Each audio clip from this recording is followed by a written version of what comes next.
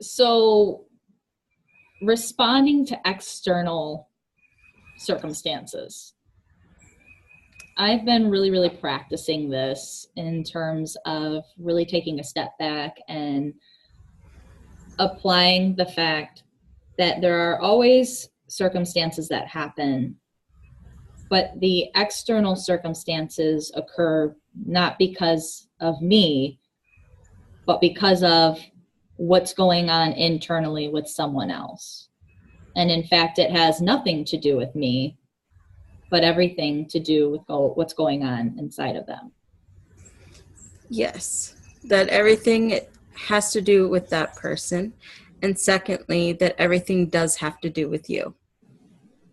Okay, I'm going to counter it on the other side as well. Because it's equally important to understand that what you are observing, the way that you're reacting is purely because of your story and yourself. That you're telling yourself in that moment. Yes. So this is also something that I've been practicing for quite a while.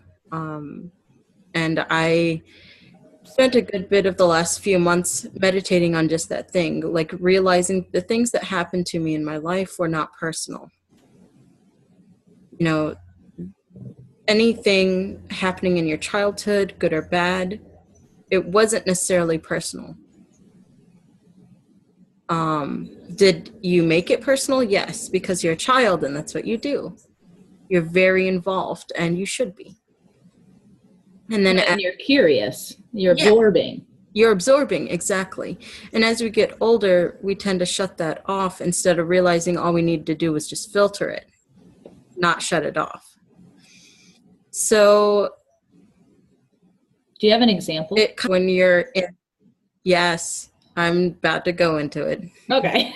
So it goes into, it becomes a reality of being able, it's one thing to sit down when everything's peaceful and meditate and think about it and be like, okay, yeah, I can see this from this outside observer point of view.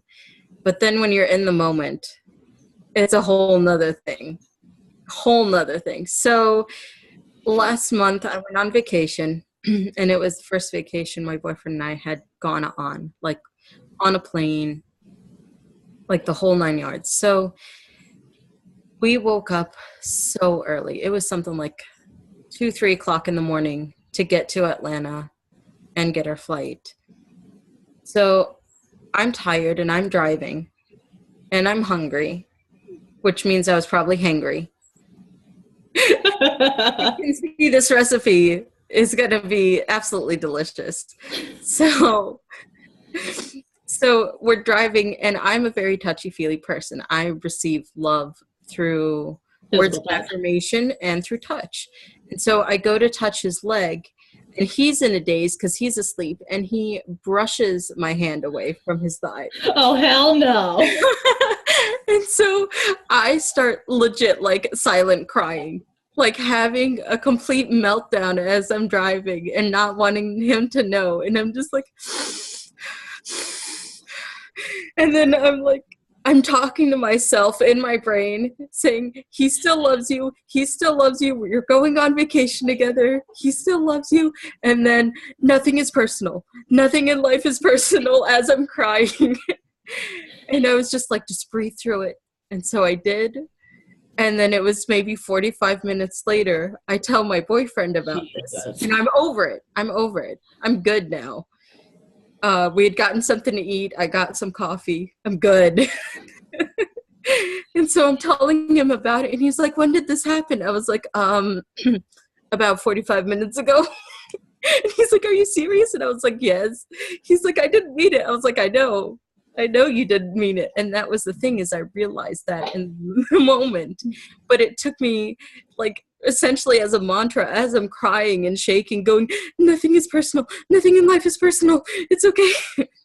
Yeah. That is another prime example is just like me recently in the gym. I was like super excited. Like I was just really, really happy. And a member had come in and he was like, why are you so happy? And I was like,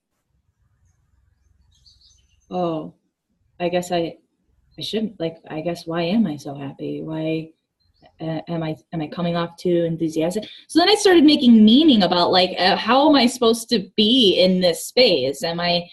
Was I coming off? And then, like, so then I start thinking about, well, what is the norm? Maybe I should be, because Motorola, a bunch of engineers, introverts, and here I am, like, your rah-rah cheerleader, a little bright and shiny, party day. And it's fascinating as to how one person's words or actions or lack of actions, we both subconsciously and consciously make meaning of how it defines us. Yes. And instead of making it white magic and allowing it to be a creation of beauty, we use black magic to disservice us, to beat ourselves down. That is a very good analogy. I have never heard it in that way, but it rings completely true. If you read the Four Agreements, being impeccable with your words is the number one. That's the first, and the second one is to not take anything personal. And it's in the realm of how we react to something, that we just are conditioned, even as children, to make meaning of things, to define us. And it's usually always in a disempowering way. It is usually, we usually, as a kid especially, we ask ourselves, what is wrong with me? Instead of what is wrong with that other person. Maybe they need some love. Mm-hmm. In my recent homework with my coach, I don't remember a lot of my childhood. It wasn't a very good one. But what came up for me in the term of disappointment is I really struggle and I'm hard on myself because disappointment feels so comfortable for me. And in the terms of having an abusive alcoholic father, I've really realized that if I was a child and instead of feeling neglected, of being the middle of five and to not feeling ever good enough or noticed, if I would have realized like how much pain both my father and mother were internally, it would have changed my experience as a child and the beliefs I've brought up with me and the things I've told myself and how it's created how I show up in the world today as an adult. And it's so fascinating and powerful to really be able to check in here today and be reminded of how we respond to external circumstances should always be coming from a space of, this is not a reflection of me, but it's a reflection and mirror of what's going on inside that other human. Mm-hmm. Absolutely. And in that space, we need to come from a place of love. We get to. And we get to, exactly. We get to come from a place of love. And I would love to share one of my paradigms, because I know that you share quite often your own paradigms for your programs. Mm-hmm.